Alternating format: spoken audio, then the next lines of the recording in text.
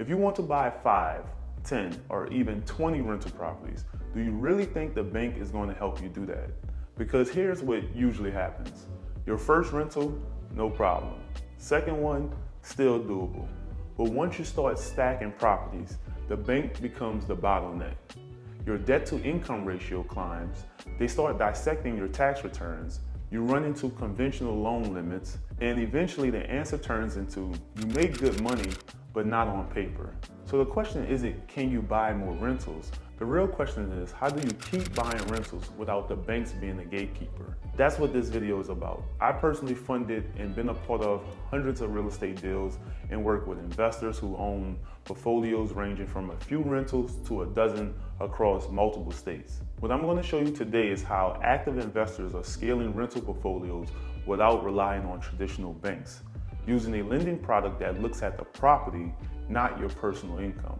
By the end of this video, you'll understand how DSCR loans actually work, what numbers lenders care about, and how investors use this strategy to buy rental properties over and over again without hitting a wall. I'll walk you through the concept, then I'll break down a real example, and finally I'll show you how this fits into a long-term rental strategy.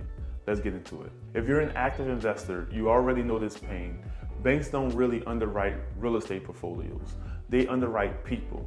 They want to know your W-2 income, your adjusted gross income, your tax returns, your personal debt obligation.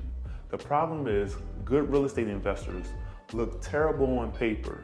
You depreciate property, you expense aggressively, you show less income by design, and then the bank says you don't qualify. That's why DSCR loans exist.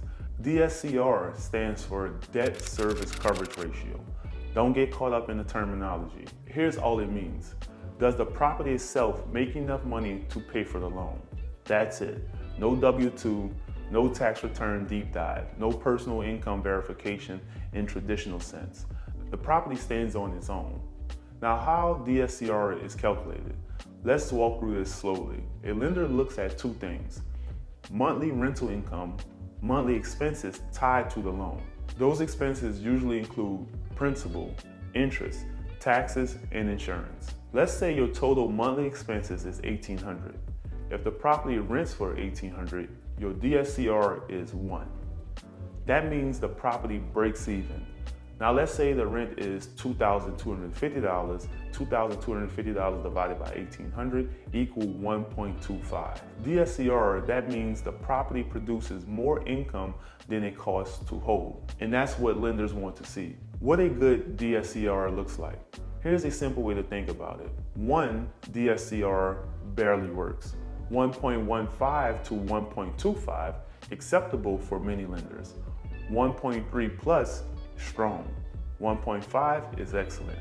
The higher the DSCR, the better the terms you usually receive.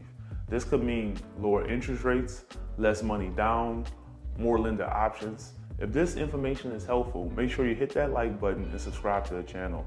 Help us reach 5,000 subscribers. Now let's keep going. Most DSCR lenders are more flexible than banks, but they still have standards. Typically, a minimum credit score range from 630 to 660. Best terms usually start around 700 plus credit score. Down payments are often 20 to 25%.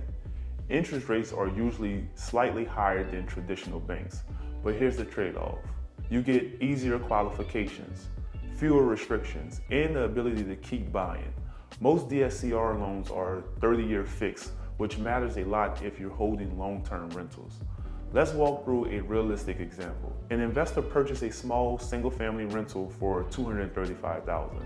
They put 25% down, which is about $58,750. The loan amount is $176,250. The property rents for $2,600 per month. Now let's look at expenses. Taxes is $3,800 per year. Insurance is $1,350 per year.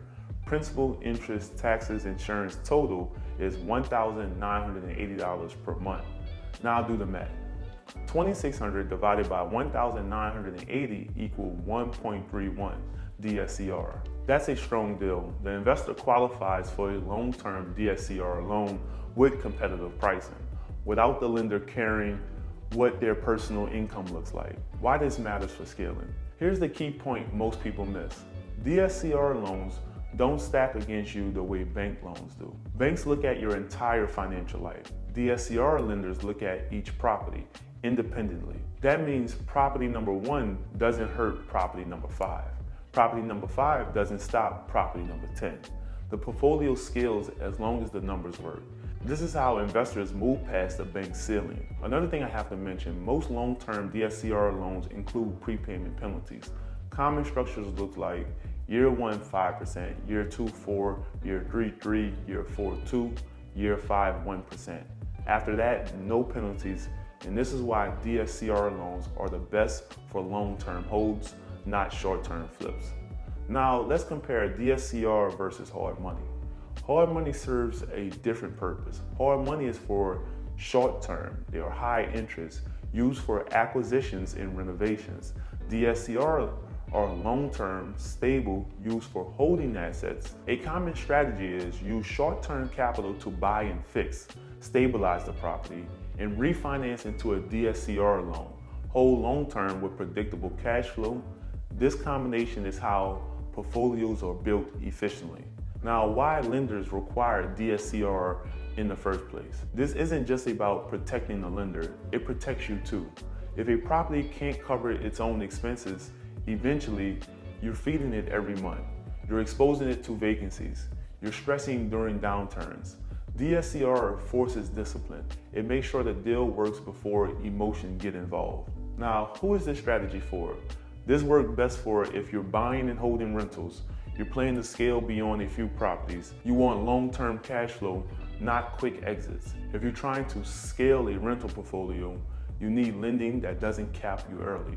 You can't rely on banks forever, and you can't rely on short-term lenders for long-term assets. DSCR loans fill that gap. If this helped clarify how DSCR loans work, drop a comment below with your question. I actually read them. And if you want more breakdowns like this, make sure you subscribe. I'll see you on the next one.